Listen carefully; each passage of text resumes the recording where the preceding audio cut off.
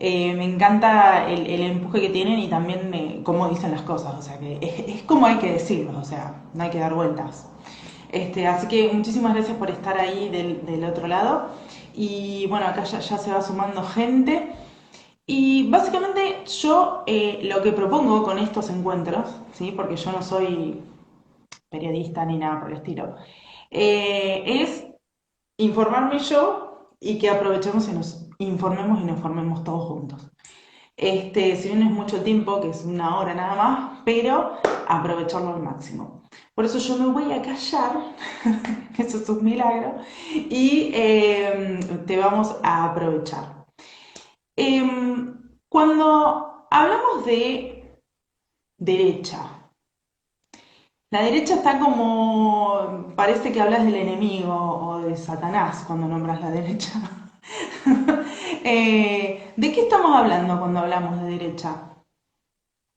Bien, qué buen tópico para conversar. Y antes de empezar, voy a hacer simplemente dos aclaraciones. En primer lugar, que me encanta el programa que llevas adelante, porque es algo que siempre insisto. O sea, toda esta conversación que nosotros podemos tener por un mensaje privado, qué bueno que quede para la posteridad. Y yo invito a que toda la gente se anime también a participar y a sumarse. Y en segundo lugar, antes de comenzar, también siempre aclaran, no me gusta ser autorreferencial y eso también implica que no me gustan los monólogos. O sea que si a mí me quieren interrumpir con cualquier tipo de pregunta, hasta me ayuda a yo mantener un hilo conductor, porque a veces empiezo a hablar de un tema y van a ver que en un momento dado me voy a pasar a la Edad Media, voy a volver a la Edad Moderna, voy a hacer un salto a Heidegger, voy a volver a Descartes para terminar hablando de Foucault. O sea que en ese sentido, si me interrumpen con 20.000 preguntas, me ayudaría. Vamos por partes. Perfecto. Sí. Entonces, agradeciendo tu espacio y agradeciendo tu predisposición, que lo valoro muchísimo. Es muy buena esa pregunta respecto a la derecha, porque nosotros tenemos que empezar definiendo en primer lugar qué es la derecha. Exacto. Y en un mundo tan complejo, en un mundo tan, tan en sí mismo atomizado en ciertos fraccionamientos, pareciera ser que hay una tendencia dentro de la posmodernidad a querer definir cada elemento de la vida a partir de absolutos. Y esto implica reconocer que en efecto sí existen los absolutos. De hecho, no creen en el relativismo de creer que todo es gris, porque si uno dice que todo es gris, si todo cree que uno es izquierda o derecha, si uno plantea los grises, tiene que asumir que previamente existió el blanco y el negro. Ahora Exacto. bien, en los matices de la existencia del género humano, si bien existe el blanco y el negro, también existe una multiplicidad de colores. Y digamos que las ciencias políticas no son una excepción a este caso. De hecho, la política, como esta vida en polis, implica asumir que existen tantas visiones políticas como seres humanos existen. Y quizás por una cuestión didáctica uno intenta esquematizarlo. Así que vamos a hacer un intento de esquematizar ciertas ideas de qué es derecho, qué es izquierda. Pareciera que es muy sencillo explicar lo que es la izquierda, pareciera que simplemente es remitirse a, en términos muy vulgares, todo lo que venga de marxismo. Y yo ahí tengo cierto nivel de escepticismo y yo voy a pasar a explicar por qué, porque en efecto no hay nadie que haya inventado una teoría nueva, sino en todo caso las complementan. Exacto. Entonces, ¿qué es ser de derecha? Yo voy a dar tres grandes nociones en esta primera parte y luego podemos entrar a otra pregunta, pero vamos a empezar con tres grandes nociones. Vamos a empezar con la noción más vulgar. ¿Cuál es la noción más vulgar o del vulgo en cuanto a la gente de a pie? La gente de a pie, digamos, el promedio, el ciudadano promedio, suele entender por derecha a todo aquello que no es de izquierda. Es casi que lo definen por el contradictorio. Exacto. Esta definición en un principio pareciera ser útil. En un principio pareciera ser útil para definir básicamente a partir de lo bueno y lo malo, lo bello y lo cierto.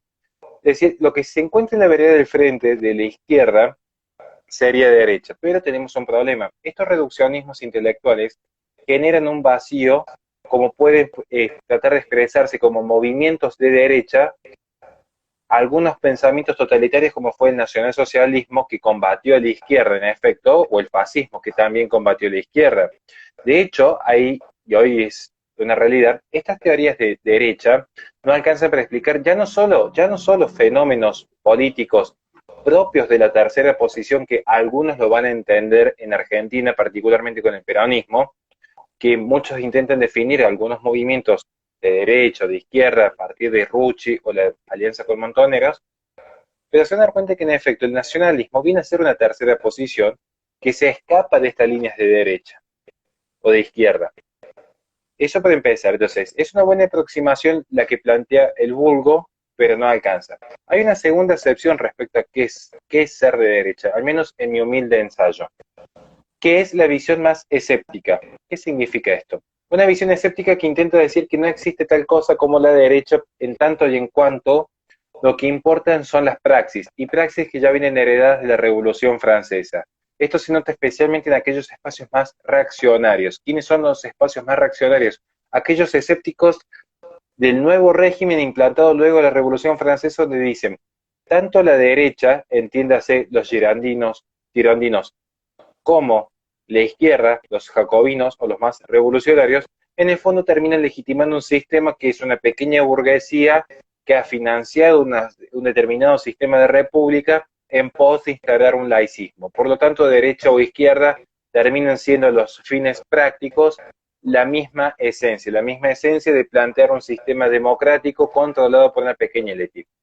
Esto que parece una teoría tan abstracta, es muy común verlas en redes sociales. De hecho, bastaría ver cuántos espacios, y entiéndase que yo soy un sano crítico dentro de lo que dice el propio espacio Provida, cuánta gente por ahí ha dicho, en realidad Soros no es ni de izquierda ni de derecha, en realidad Soros es este movimiento que controla el mundo, igual que Bill Gates, y dicen Bill Gates, Soros y PPF son la derecha. Estos son los movimientos escépticos. Entonces, hay una forma de definir la derecha desde el escepticismo, es decir, la derecha es lo mismo que la izquierda porque son los que en efecto controlan el mundo, todo lo que viene de Estados Unidos es de derecha. Esto también tiene un problema, que es no comprender lo que es la posmodernidad y también el tema de no entender un fenómeno que ya lo voy a pasar a explicar a continuación, que es tanto el de Roger Scruton, conservador anglosajón, como Russell Kirk, conservador norteamericano, y que incluso Presolini, que es un conservador europeo, sí han sabido dar una respuesta más acerca de qué es la derecha. Entonces, como hemos visto, ya para ir resumiendo esta primera parte, tenemos al comienzo dos grandes acepciones de derecha.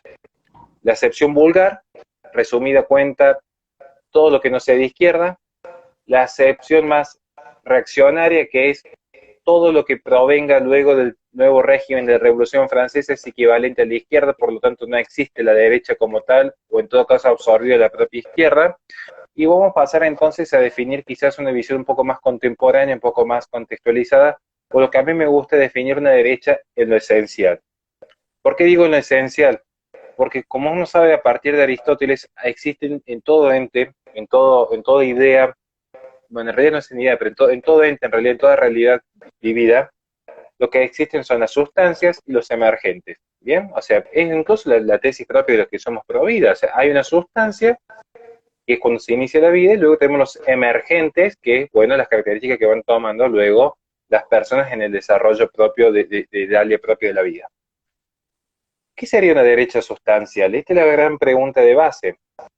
Una derecha sustancial sería aquel movimiento o aquella filosofía política mediante la cual se intentan validar premisas que hacen a valores absolutos y trascendentes, porque si algo caracteriza a la derecha es por la trascendencia en sus valores.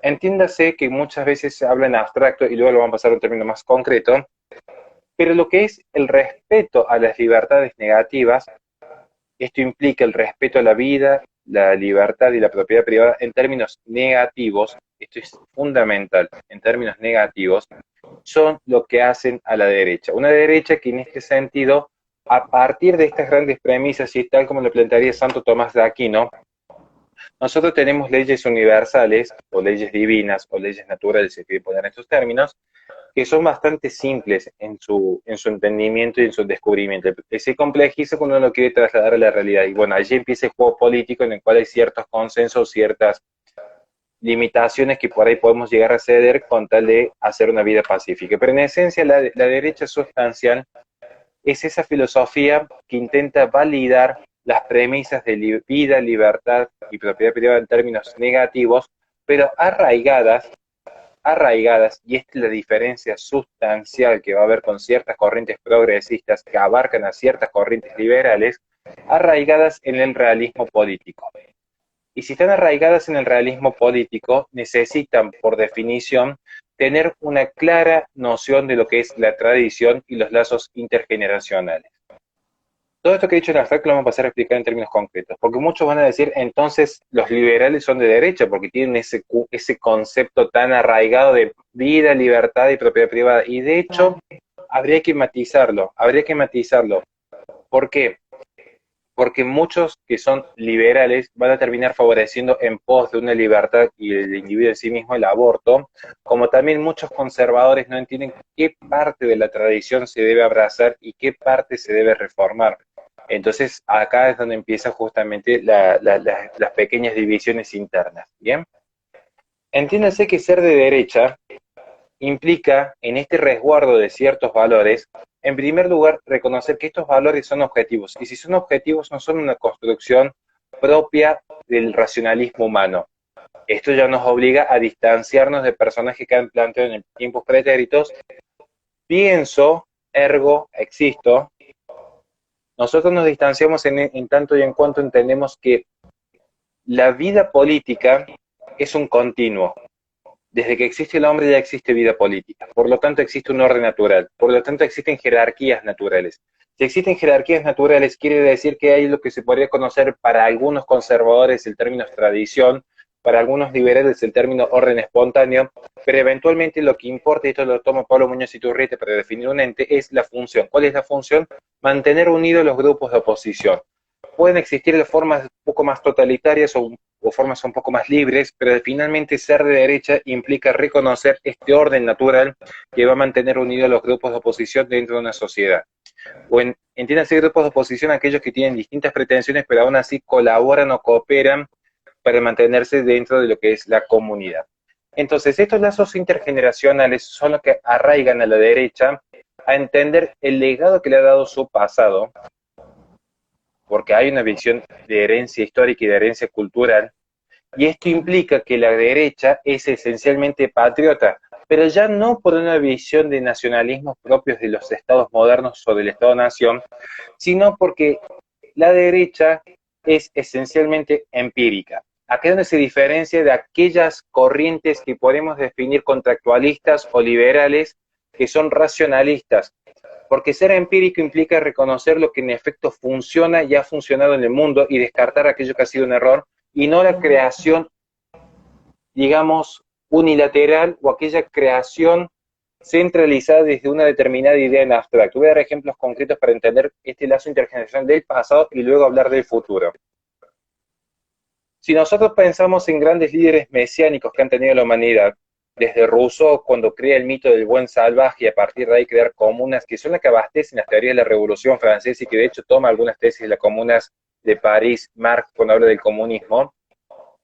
Si nosotros vemos ¿qué es lo que ha sucedido siempre? A partir de ideas abstractas, han venido líderes mesiánicos, piénsese en personajes tan nefastos como Hitler, como Mao, como Stalin, pero también piénsense en personajes que bajo una idea de libertad o de utilitarismo, como Margaret Sanger, creadora de la IPPF, vamos a ver que siempre lo que se intenta decir, desconocemos la naturaleza caída del hombre. Entonces, si yo desconozco el legado histórico que tiene el hombre tiene una naturaleza caída.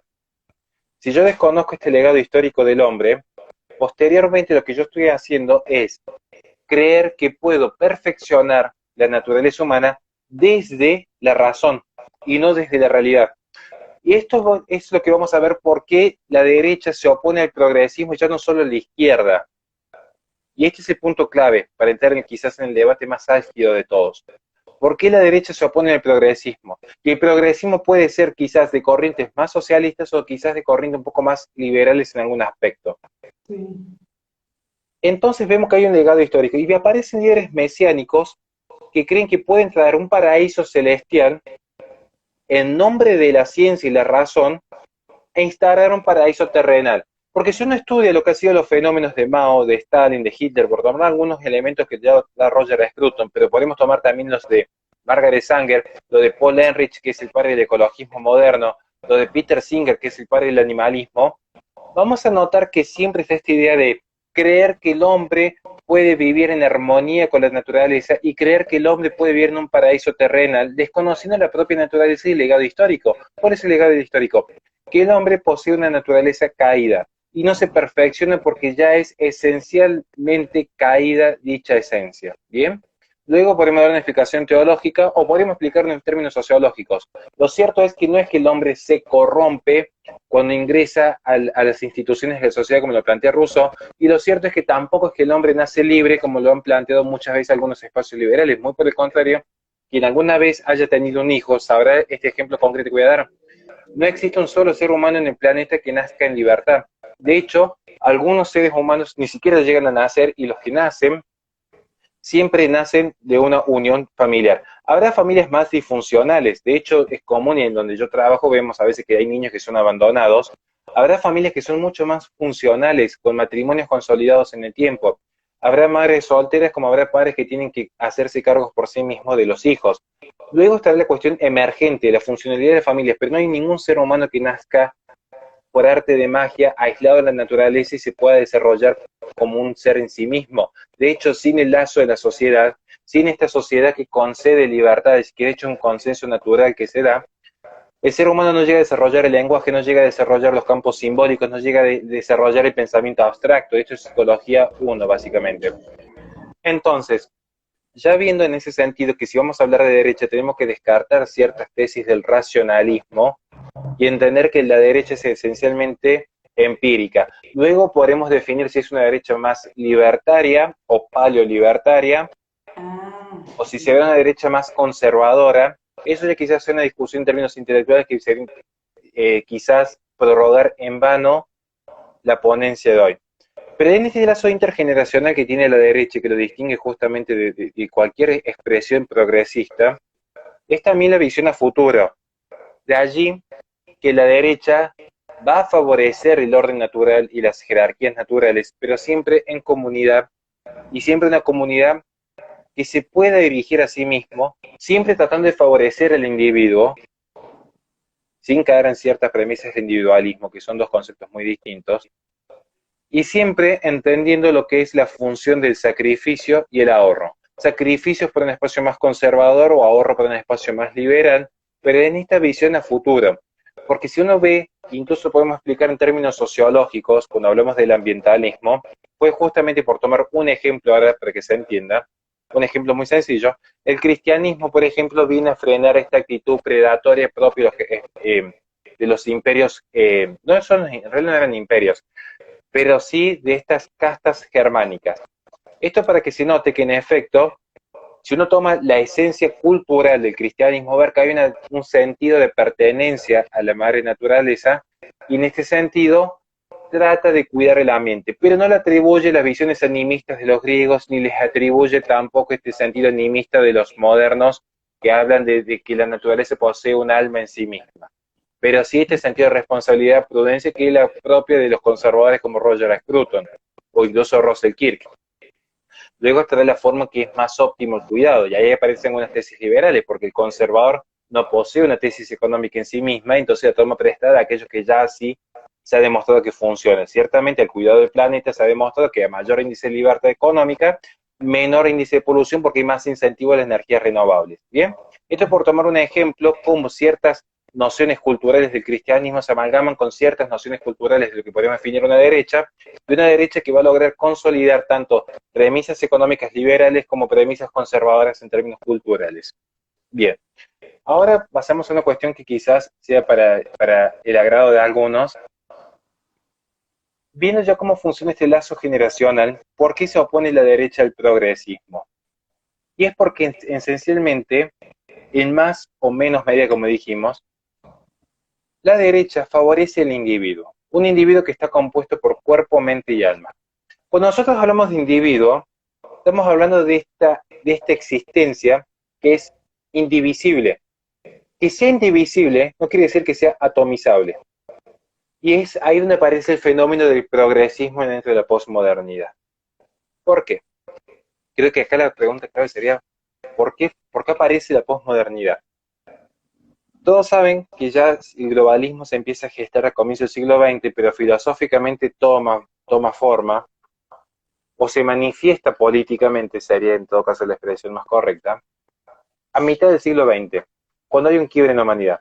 Porque ciertamente, esto lo tomo de Lyotard, cuando hay un quiebre en la humanidad, que es luego la Segunda Guerra Mundial, estos conceptos de Estado-Nación y estos conceptos filosóficos de la Ilustración, del cristianismo, del comunismo, del liberalismo, no dieron respuesta. Entonces desaparecen los metarrelatos.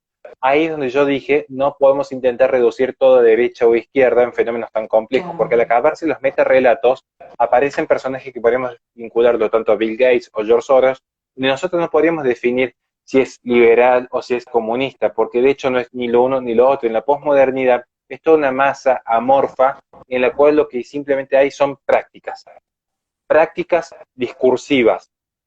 No existe en la posmodernidad tesis acabadas que den respuesta a los grandes problemas filosóficos del hombre. Entonces, en la posmodernidad existe una pluralidad de microrelatos, porque los metarrelatos ya han fenecido, esto en palabras de Lyotard. Entonces, vemos pues que en la posmodernidad lo que existe es únicamente el discurso.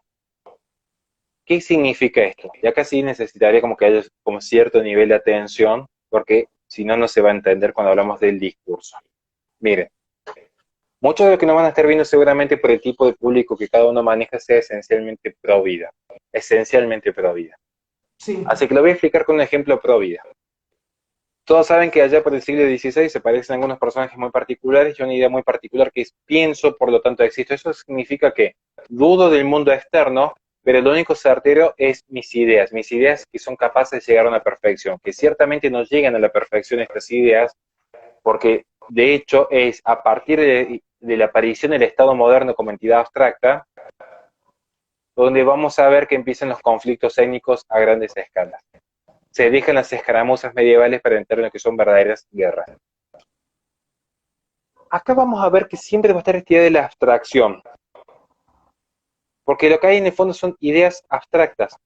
El Estado moderno es un invento moderno del propio del siglo XVI, porque en tiempos de la Edad Media, el impuesto se pagaba a una persona concreta, sea el alguacil, el feudo, el rey o la iglesia en alguna de esas prestaciones.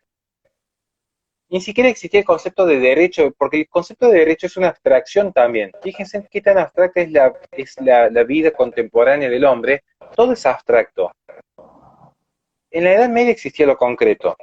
Cuando se abandona la Edad Media y se abandona la cristiandad en ese sentido, hay un retorno a ciertas premisas de los antiguos griegos como principio de autoridad, y también se toman ciertas premisas que incluso podemos vincularlas a las tesis de Platón, pero lo que va a quedar subyacente es esta idea de abstracción. Entonces, yo empiezo a dudar del mundo externo. Pero esto es un riesgo, porque cuando yo pongo en duda el mundo externo, pongo en duda también lo que es bueno, bello y cierto. Y cuando se pone en duda lo que es bueno, bello y cierto, lo que hay en el fondo es el estado de eterna incertidumbre.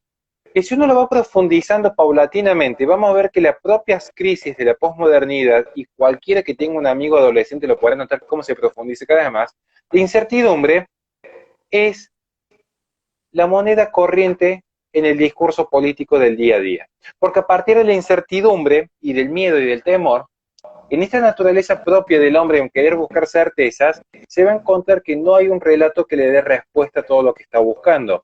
Entonces aparece esta idea de en búsqueda de la libertad y en búsqueda de la felicidad. Y entonces en esta búsqueda de libertad y en esta búsqueda de felicidad es que el hombre va a continuar profundizando sus crisis, porque no va a poder asumir esta idea de su propia imperfección natural. Cuando empieza a buscar esta idea de perfección posible artificial, va a colisionar su discurso, porque estas ideas que eran de progreso indefinido, porque ¿qué sucede? Las ideas de progreso ya existían en San Agustín. Este es el gran mito. Ahí Las que lo ideas de... nombraste, me parece que hicieron una pregunta con respecto a eso, pero pará, no te quiero... Vos seguís hablando y yo busco la pregunta. Vos No decías hay de San ningún problema. Agustín. Las ideas de progreso surgen con San Agustín, pero es un San Agustín que va a entender que para alcanzar esta perfección o esta ciudad de Dios, había límites morales que eran externos, que son las propias leyes divinas, las que termina perfeccionando a la postre Santo Tomás de Aquino en la Suma Teológica, que forma parte del magisterio de la Iglesia. Como vemos, si yo abandono la cristiandad, lo que me queda es una sociedad cristiana ya sin Cristo. Entonces me quedan ideas en términos sociológicos, de un progreso, pero de un progreso que ya no tiene límites moral alguno. Entonces es un progreso indefinido. Estas ideas de progreso indefinido van a ser las que posteriormente permitan ciertos avances científicos, pero luego va a decir, ¿cuál es el límite? Y yo no me refiero solo a la revolución industrial, donde se notó claramente que no todos progresaron a la par, sino que se generó una asimetría entre clases, sino que no se generó tampoco la misma igualdad, que es lo que va a favorecer posteriormente estas ideas del progresismo, o que para algunos también pueden ser vinculadas al socialismo. Esta idea de que todos somos igualmente libres, porque si se recuerda la Revolución Francesa, se abastece bajo las premisas de libertad, igualdad y fraternidad. Pero acá lo que interesa es que todos poseen igualdad o la misma libertad en igualdad, en todo caso, para explicarlo en términos más sencillos.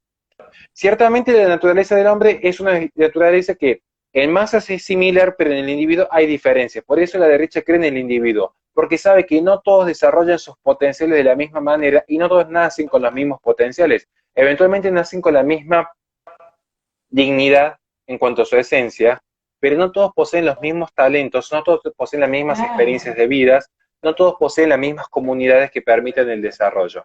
Entonces, ante esto, empieza una serie de reingeniería social en búsqueda de promover lo que se conoce para muchos como utilitarismo, es, si no puede que todos estén en la misma igualdad, por lo menos que la mayor cantidad de personas posible alcancen la mayor cantidad de satisfacción posible a costa de disminuir en la menor cantidad de gente posible el menor sufrimiento posible. La tesis de Jeremy Bentham, que es posteriormente lo que abastece las tesis democráticas o la idea de la democracia como un valor en sí misma. Es decir, bueno, por lo menos que la mayor cantidad de personas participen con el mayor nivel posible de libertad en la conformación de la mayor cantidad posible de leyes que rigen a la mayor cantidad posible de personas, pero siempre haciendo de algo tan sustancial como números aleatorios o circunstanciales un valor en sí mismo.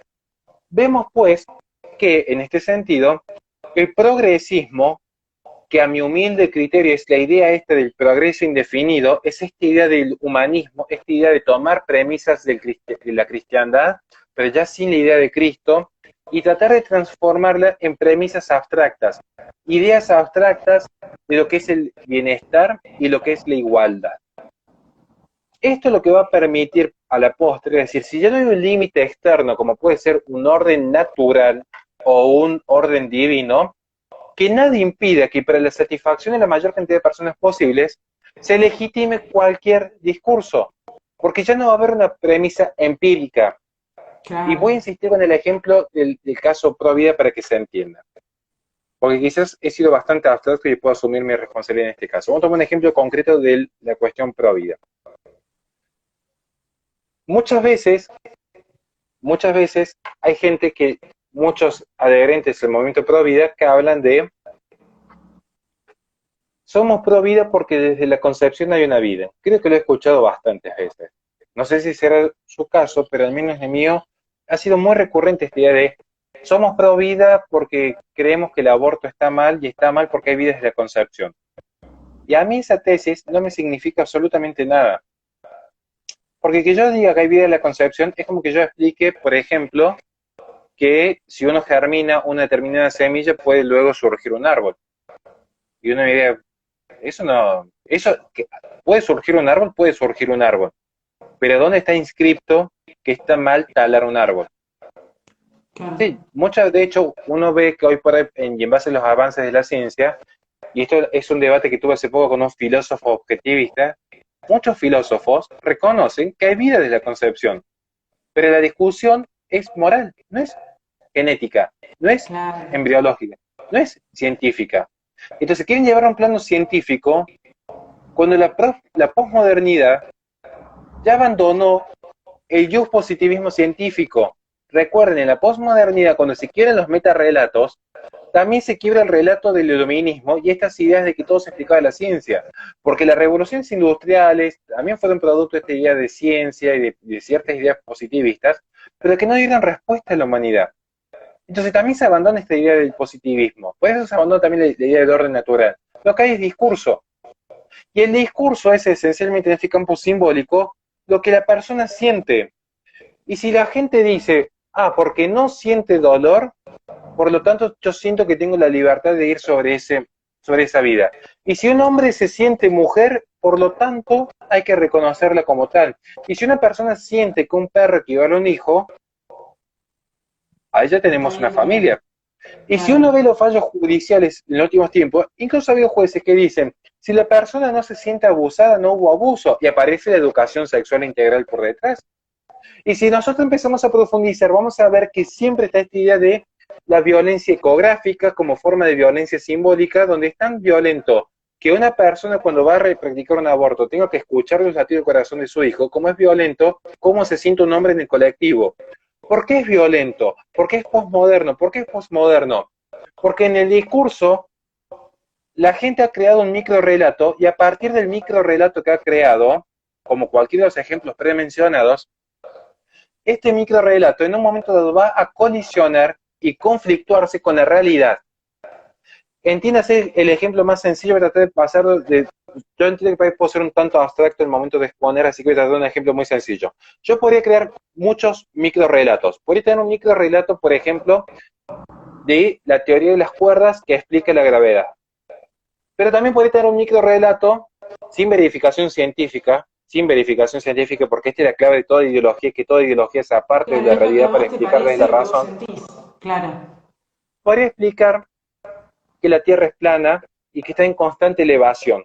Y esto explica entonces la gravedad. ¿Cuál es la cuestión de fondo? Primero, distinguir si es ideología o no. ¿Por qué? Porque las ideologías, y esto es lo que lo separa de la derecha no es ideología, la izquierda sí. ¿Por qué? ¿Por qué? Porque las ideologías explican todo desde la razón. Desde que la historia de la humanidad fue marcada por luchas de clases, entonces intentan explicar desde los sistemas de esclavitud prerromanos hasta la cristiandad y la revolución industrial, todo lo explican desde la lucha de clases. Luego va a venir el feminismo y va a explicar que toda la historia de la humanidad y todos los fenómenos de la humanidad se explican por la opresión del hombre y la Exacto. mujer. Pero algunos van a explicar, por ejemplo, que todo se reduce a la lucha del hombre en busca de su libertad. Y aparecen los transhumanistas a creer que se puede progresar en forma indefinida sin atarse a los conceptos morales. Todo se explica desde las ideologías y eso es contrario a lo que es la derecha, que es empírica. Porque si es empírica, es constatable con la realidad, lo cual no implica Claro. ser cientificista, sino que a partir de los datos de la realidad, uno asume cuál es el comportamiento moral del caso, porque existe una moral objetiva que es externa al hombre, descubrible por la razón, que es propio de un orden natural, pero justamente si es propio de un orden natural está atado a la naturaleza propia del hombre y de la realidad externa, ¿bien? Y esto es lo que dota de objetividad al pensamiento de derecha. Como dijimos, yo podría explicar por ideología, que son teorías sin comprobación alguna, desde la teoría de la cuerda, que es una hipótesis, hasta que la Tierra es plana y que está en constante elevación. ¿Bien? Esto sería como... Luego podríamos hacer un salto a la comprobación empírica o no. Y ahí ya tenemos un salto hacia lo que se podría definir la derecha. Pero ¿qué va a hacer el pensamiento progresista? El pensamiento progresista es aquel que construye su discurso desde la ideología y no desea corroborar de ninguna manera y someter a tesis de falsación sus propias premisas. Entonces dicen, no existe la gravedad. O si querés explicarla por la fuerza, la teoría de las cuerdas, o si la quieres explicar porque la Tierra es plana en constante elevación, pero no existe la gravedad. Ahora bien, con mi discurso, yo podría sostener mi discurso de que no existe la gravedad. Yo podría sostener con mi discurso que no existe la gravedad y que eventualmente la teoría de las cuerdas o que la Tierra es plana son discusiones de sectores arcaicos que de la derecha reaccionaria que no desean comprometerse con mi discurso progresista. La realidad es que si yo como progresista digo que no existe la gravedad, cuando pisen el segundo piso hacia afuera del balcón, va a haber un impacto violento. ¿Por qué va a haber un impacto violento? Por la misma causal que se habla de violencia ecográfica y que la IPPF lo quiere prohibir. Porque hay un choque violento cuando el discurso colisiona con la realidad. Y no me refiero al ejemplo solo de la caída. Un discurso que le están diciendo a las mujeres que no hay nada en el momento de la concepción más que un conjunto de células hasta que se escuche el latido de un corazón, hasta un discurso violento en el cual se le ha dicho a la mujer feminista que todas las causales de los problemas en su vida son dados a un supuesto patriarcado y de repente ven que el patriarcado dejó de existir aproximadamente hace 5.000 años. Entonces, ahí se conflictúa porque resulta que la gente ha construido su identidad. Esta es la violencia. Gente que construye su identidad a partir de un discurso. Y cuando ese discurso colisiona con la realidad, lo que está colisionando es la propia identidad. Es la propia identidad de quien se asumió feminista, ecologista, indigenista, y tuvo que constatar que toda la tesis mediante la cual había construido su vida son totalmente falsas. Son totalmente falsas. Ahí se genera una situación de violencia. Una violencia que puede ser asumida con madurez y reconocer el error, o escudarse en el poder político legitimador y aparece de repente la policía del pensamiento para evitar estos conflictos. Porque ¿cuál es la función del Estado Es en lo que última estamos instancia si no es viviendo hoy, procurar el bien claro. común y las reglas de convivencia? Entonces, van a tener que acudir hasta la educación sexual integral que legitime el pensamiento del feminismo, porque lo termina legitimando para que no colisione el día de mañana con la realidad, hasta el INADI, descartando que por detrás de todo esto haya un proyecto de geopolítica, descartando que es una discusión que daría para otro momento, pero esta es como la explicación filosófica. La explicación Claro. política es que por detrás hay todo un proyecto centralizado de orden global para mantener a todas las naciones en formas homogéneas y dirigir el destino de todas las comunidades. Entonces, como vemos, la derecha, en este sentido, es empírica. Y si es empírica, el desarrollo comunitario también lo es. Por eso la derecha favorece los patriotismos, pero ya no por decisiones ideológicas como el nacionalismo, sino por reconocer que así como el individuo tiene el conocimiento suficiente para saber qué es lo mejor para su propia vida y cuáles son las decisiones que quiere tomar en forma unilateral, también las comunidades pueden dirigirse a sí mismos, y de allí que la derecha va a poder favorecer tanto una derecha honesta consigo mismo, que una comunidad se quiere regir por un sistema monárquico, como que una derecha se quiere regir por un sistema democrático. De allí es que el neocon propio de tesis como de George W. Bush Jr., sea tan criticado por la derecha conservadora. Porque uno tiene que saber respetar ya no solamente el proyecto de vida ajeno, como dicen algunos, que yo tengo ciertas dudas, bueno, para mí no se puede respetar absolutamente todos los proyectos de vida ajeno, como también va a respetar las comunidades ajenas. Por eso se opone al globalismo. Porque el progresismo, en esta idea del progreso indefinido, busca también la igualdad, ya no solamente de las comunidades, sino de todos los seres humanos en formas homogéneas. Convertir al hombre masa.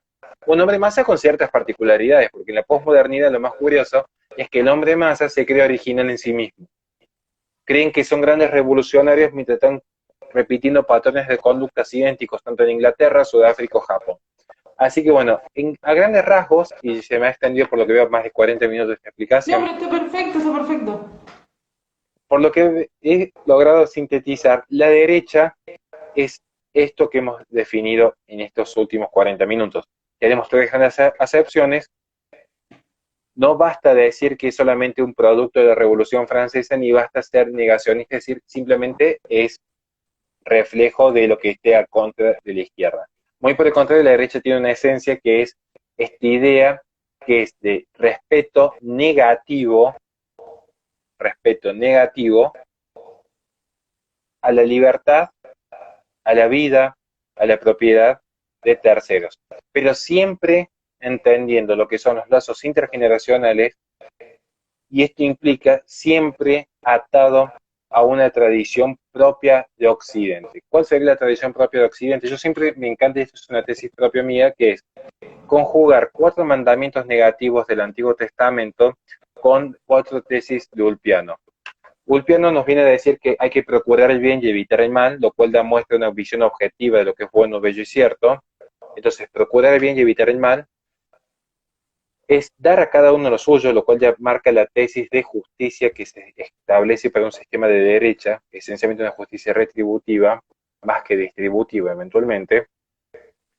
Vivir honestamente, lo cual marca el espíritu conservador y el respeto a valores trascendentales que tiene cada ser humano que adscribe a la derecha, y no dañar a nadie. Y aquí es donde uno conjuga justamente el no dañar a nadie con las 4 premisas negativas de los 10 mandamientos del Antiguo Testamento. Entiéndase, no violarás, no matarás, no robarás, no mentirás. Bien, como vemos, esto sería en esencia ser de derecha. Que esto se va a traducir en políticas concretas como ser provida, ser patriota, llevar una vida política y comunitaria activa, porque si uno define en efecto ser de derecha, la derecha no atomiza al individuo, que es algo propio del progresismo. Uno ve las revoluciones sexuales, o uno ve ciertas revoluciones que se han acercado a algunas visiones de la propia revolución industrial. Uno ve los procesos revolucionarios, como puede ser la Revolución Francesa, donde incluso se atacó, persiguió y vapuleó al cristianismo. Siempre era el individuo que quedaba atomizado. Y la derecha no cree en el individuo atomizado, no cree en esa persona que simplemente se dedica a ser un ente de consumo y producción. Porque muchos creen que ser de derecha es caer en estas lógicas de mercado que las personas simplemente compran y venden, compran y venden.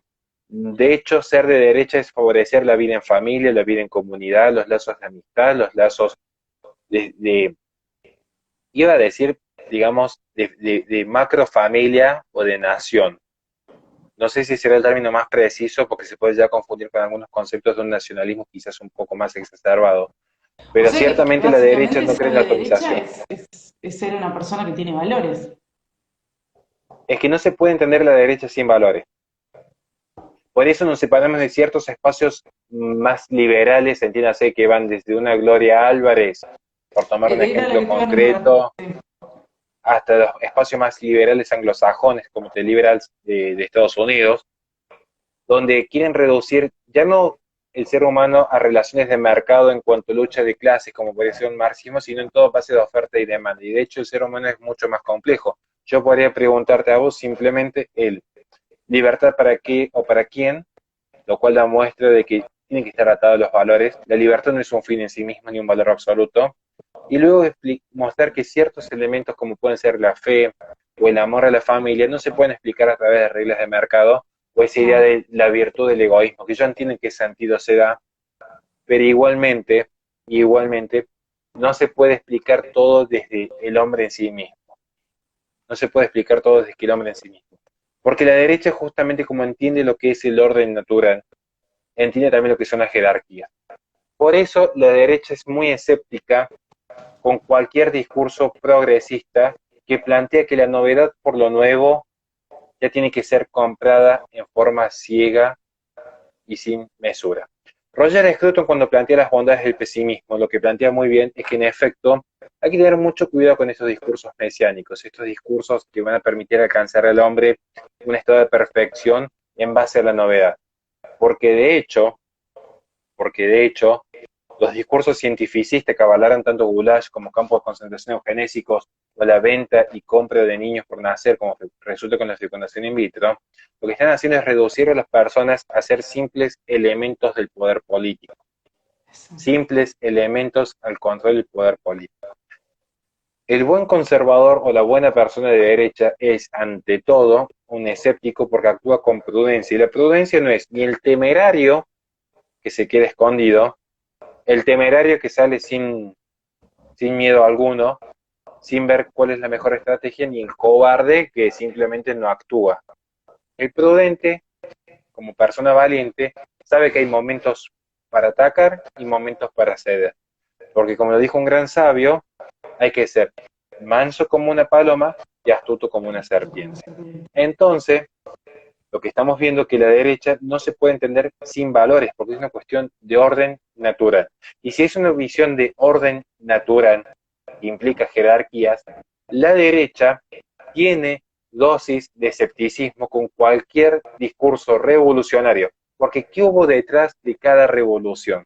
Siempre, en cada revolución, y sin excepción, el discurso de fondo fue no serviré. Siempre, sin excepción en toda la humanidad. Luego veremos, cada uno sabrá qué revolución estuvo justificado, cuál no. Algunos dirán, esta revolución independentista estuvo bien guiada, o esta revolución independentista no estuvo bien guiada. Cada uno sabrá. Es una cuestión de análisis punto por punto. Pero la derecha es, ante todo, tiene ese nivel de escepticismo o de prudencia. Cuando aparece un líder mesiánico, un ser humano que desde la abstracción se cree un gran iluminado y de repente, contrario al mundo, dice, yo no serviré, y plantea todo un conflicto interno. Entonces, la derecha tiene estos valores porque entiende lo que es la jerarquía y el orden natural. Y al mismo tiempo, lo que ofreces, desde mi humilde punto de vista, yo lo que creo es que la derecha también lo que te ofrece como ser social y al mismo tiempo ser individual, son las herramientas para poder desarrollarte dentro del ámbito en el que te toque estar. Que por ahí yo lo que veo, repito, desde mi recontra humilde opinión, es que en otras tendencias, si es que se puede decir así, o en otras corrientes, no se ve eso. De hecho, vos mismo dijiste que por ahí toda esta cuestión del progresismo lo que busca es poner como que todos los seres humanos somos exactamente iguales y eso es imposible. De hecho, bueno, con todas estas leyes de cupo trans y demás, se está demostrando que en realidad están queriendo meter todo dentro de un mismo cajón y no entramos porque es imposible. O sea, estaría buenísimo que, digo siempre, en vez de hacer un cupo trans, que no tengo nada en contra de los trans, lo aclaro, hagan, qué sé yo, diferentes tipos de análisis o que tomen pruebas. Entonces sí, el más capacitado para estar en ese lugar, que entre. No importa si es trans, bi, se cree planta, no importa, pero mientras esté capacitado para estar en ese lugar, está genial. Pero el progresismo justamente no busca eso. Es que el progresismo tiene justamente un problema de base, que como bien has planteado, es un ejemplo fundamental el que das. Mientras vos ibas desarrollando ese ejemplo que es clave, yo pensaba cuando Russell Kirk escribe en qué significa ser conservador, en un momento dado, cuando hablan de los principios, hablan de un principio muy particular que es el de diversidad. De hecho, la derecha conservadora cree en el principio de diversidad. ¿Qué significa creer en el principio de diversidad? Que la derecha conservadora sabe que cada ser humano es un universo en sí mismo, y un universo vasto. Entonces, cada ser humano tiene 20.000 millones de formas distintas de encarar su propia vida y su propio destino. El buen conservador cree en la diversidad, pero sabe que la única igualdad es, y como lo dijo Russell Kirk, quien fue uno de los principales asesores de Ronald Reagan. Después, estará cada uno en ver las lecturas políticas que hace al respecto. Pero justamente, este principio de diversidad lo que nos marca es que la única igualdad posible es ante los tribunales de Dios o eventualmente ante los tribunales de la justicia legalmente constituidos. Pero ciertamente no se puede promover por el poder político una igualdad porque es una igualdad artificial. Y nuevamente, si la derecha cree en el orden natural, no puede el orden natural quedarse luego sometido a un orden artificial, porque lo que va a pasar es como el cauce del río, tarde o temprano retoma su orden natural. ¿Qué es lo que sucede? Si yo empiezo a plantear una igualdad artificial, la realidad es que el hombre, y acá entre los conceptos de violencia que hablamos al comienzo, la realidad, ¿cuál es? Que el hombre no es igual por naturaleza con el resto de las personas. No hay igualdad natural. Somos desiguales naturalmente. Entonces tengo que empezar a crear artificialmente un sistema de igualdad. Y yo digo, si el hombre no es igual que la mujer, ni el transexual es igual que el heterosexual, tiene que activarse un mecanismo estatal que permita generar ciertas dosis de igualdad. Igualdad positiva o libertad positiva para muchos. ¿Qué es libertad positiva? Y ya no es el principio de exclusión de que nadie interfiere, el famoso hands-off de algunos liberales, sino es que el propio Estado incluya. Entonces, ¿cuál es la visión aquí? ¿Cuál es el criterio para incluir? Porque ahora, primero fue incluir una cuota trans. Pero ¿qué pasa con aquellos que pertenecen al resto de los 130 géneros reconocidos? Se tendría que generar entonces un porcentaje que supera el propio 100%. O tener que darse un porcentaje del 1% para cada cupo específico de género asumido. Vemos entonces que naturalmente no puede artificialmente solucionarse lo que naturalmente ya era distinto. En todo caso, lo que puede hacer el derecho positivo es reconocer un orden natural anterior, y esto va a permitir una convivencia muchísimo más pacífica, porque sí se podría establecer un mecanismo de igualdad ante la ley donde se diga que independientemente de los gustos íntimos que tenga cada ser humano, mientras al Estado le sirva para el bien común y en la forma más eficaz y eficiente posible, que se activen los mecanismos de concurso donde en igualdad de condiciones cada uno pueda acceder. Pero eso significaría reconocer una política de derecha conservadora que reconozca que hay diferencias totalmente asimétricas entre los humanos, pero que el Estado no va a tomar partido ni va a discriminar a nadie, y eso implicaría que cada uno pueda acceder libremente.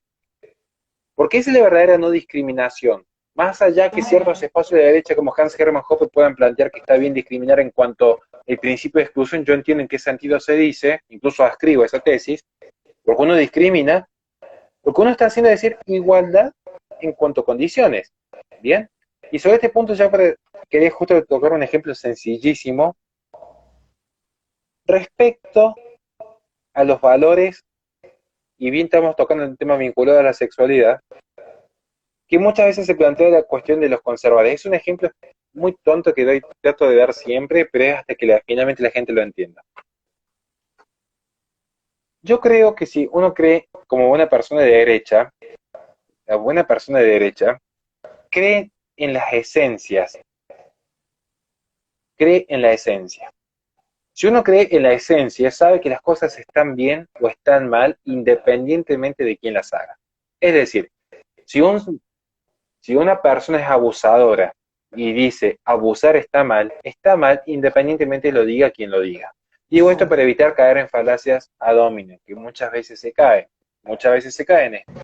Se pretende que el católico sea un santo, se pretende que la iglesia sea santa sin saber que en realidad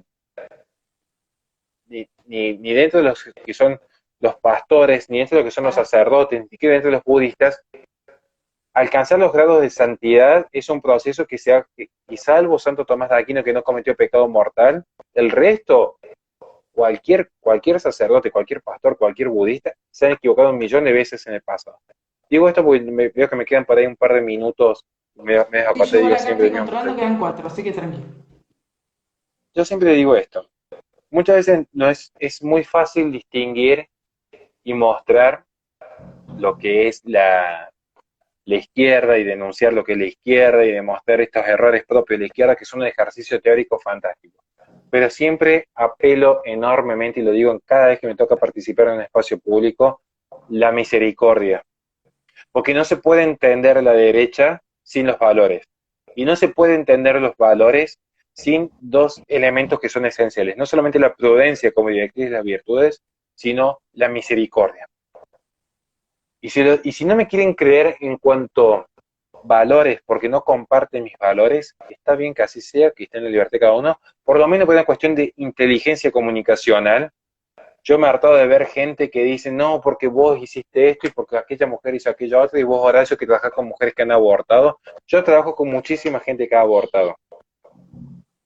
Yo entro a las villas y ninguno de estas derechas reaccionarias, por eso quise hacer la mención de los reaccionarios al comienzo, esto que dicen ustedes de la derecha, que son todos liberales, que son todos conservadores, y que el nuevo régimen, y que la democracia, todo bien. Yo me he hartado de estudiar hasta el último reaccionario, como también estudié hasta los conservadores y liberales, pero ninguno de este ejército de tuiteros, yo los he visto alguna vez entrar a las villas conmigo. Como tampoco he visto entrar a estas chiquitas con el pañuelo verde. Pero ¿cuál es la diferencia? ¿Saben cuál es la diferencia? Que al menos muchas de las mujeres que son pro aborto, no digo las ideólogas, no digo las altas jerarquías, ni los que financian este negocio, sino la mujer promedio, la que cree que el aborto es una alternativa, no creen que lo hacen de maldad en su corazón, simplemente no saben lo que hacen. Muchísima gente se equivoca porque no saben lo que hacen. Y si no me quieren creer por los valores de la misericordia, al menos créanme por los valores de inteligencia comunicacional.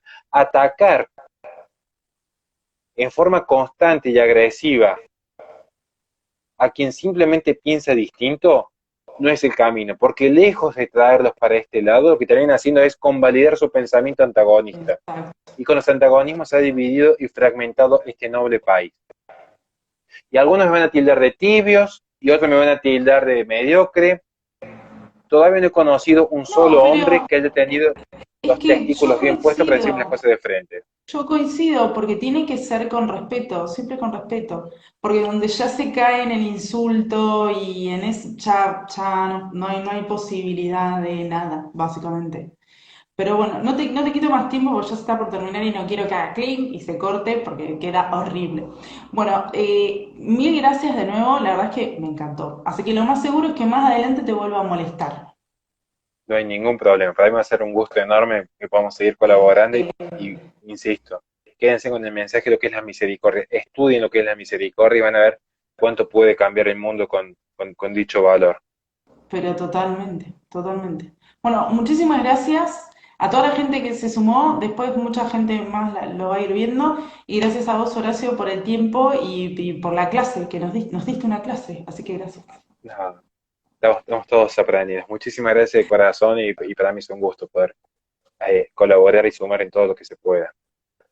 Bárbaro. Bueno, un saludo enorme y muchísimas gracias. Buenas noches. Buenas noches.